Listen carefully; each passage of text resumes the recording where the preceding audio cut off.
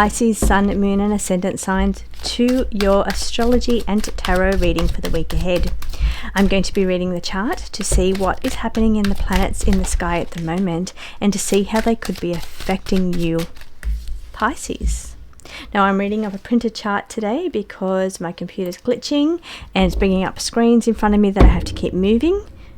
So I'm just reading off a printed chart today, so I can't quite move it through like I normally do to see what's sitting in what on what day. I'm reading today's reading from Thursday through to Wednesday this week. Okay, we've got the Queen of Wands. She's sitting in the reverse position, either indicating some kind of jealousy or the negative traits of the Queen of Wands. Queen of Wands not sitting in her power, so she's not sitting in her strength. She's not sitting in her ability to action, and she can be quite intuitive too. She's a fire sign. She's a spiritual suit. She can be quite good, strong powers she's got of intuition. Now I'm kind of feeling that she's not sitting in that energy right now, so not sitting in her strength and power over this current week. Now I've got to say, I've got to let you know what's going on at the skies at the moment. We've got this beautiful rare grand trine energy playing out in the skies at the moment in a cardinal sign. Cardinals bring in opportunities for you to achieve or to overcome difficulties and obstacles. It gives you motivation and stamina to move forward. So because it's our cardinal signs, there are signs that more bring value to goals and efforts and ethics and moving forward rather than fun and joy and relaxation.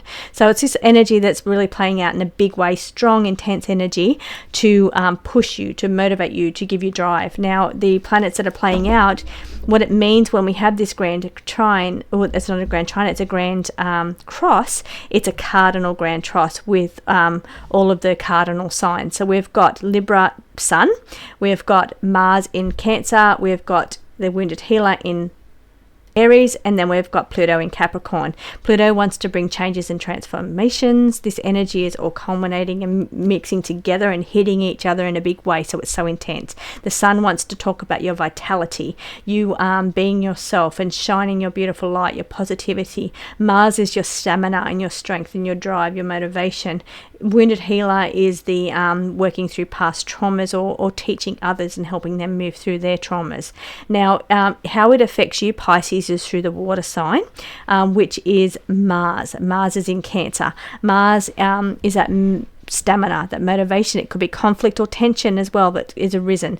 Now, that Mars energy wants to help you. It's trining energy, so it's helpful energy and wants to help you.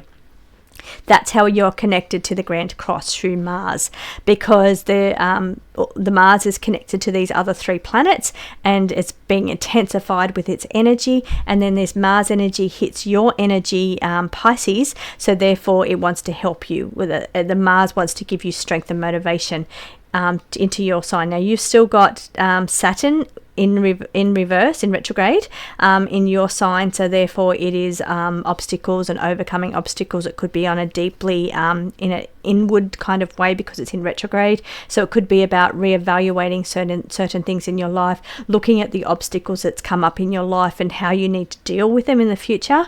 These kind of things could be playing out internally for you. Neptune's in reverse, so it's moving further into your sign because it was sitting on the edge. Neptune is the ruler of your sign and it wants to dissolve things that are no longer working for you. So you are affected by this Grand Cross, and you're affected through that Mars energy, that stamina, that motivation, that conflict kind of energy. Now we've got this Queen of Wands, the fire sign. The Mars is the fire energy. Mars is a very fire energy, so it's a masculine energy and a fire energy. Now I'm feeling this is what's kind of knocking you off your perch or off your personal power in a way, and coming back down to its opposition. Sitting across in opposition to that Mars energy is Pluto. Pluto wants you to face your fears and be brave, and I'm feeling that's what this energy is with you in the Queen here that's in the reverse, is not sitting in your power because you're not facing your fears, you're not standing up for yourself, you're not asserting your will, you're not thinking about your willpower and your strength. It could even just be willpower. It doesn't have to be against other people. It can be against yourself. It can be about having that will to move forward, that willpower against addictions. So it's all that kind of energy. Now we've got the Two of Swords in the reverse position, bringing in indecision or struggles with decisions. So you're having trouble trying to work through things mentally, because your sword signs are your mental signs. So it could be a mental struggle. And as I said, with that Saturn in retrograde, is an inward thing. It's more of a mental thing. It's kind of what goes on inside of your mind, inside of your head, that's playing out here. So a lot of this could be going on internally, especially since you're a Pisces, rather than externally. And it's about where are the boundaries here? The boundaries between what happens in the world around us and what happens outside in the ether, but also what happens mentally inside of us. So this is all playing out within your sign today, Pisces, for this week ahead. So let's pull one more card for you, Pisces. Okay, that's your final card, and it is the Moon. The Moon's in the upright position. Moon talks about illusion. Okay, so then that makes sense with you, Pisces. Let me just pop the screen out of the way. So that does make sense with you, Pisces, living in this dream world, in this illusion world, fantasy world. Could be that you're in this indecision and you're not in your power because you're not seeing the situation of the world the way it is, or the present situation in a physical form.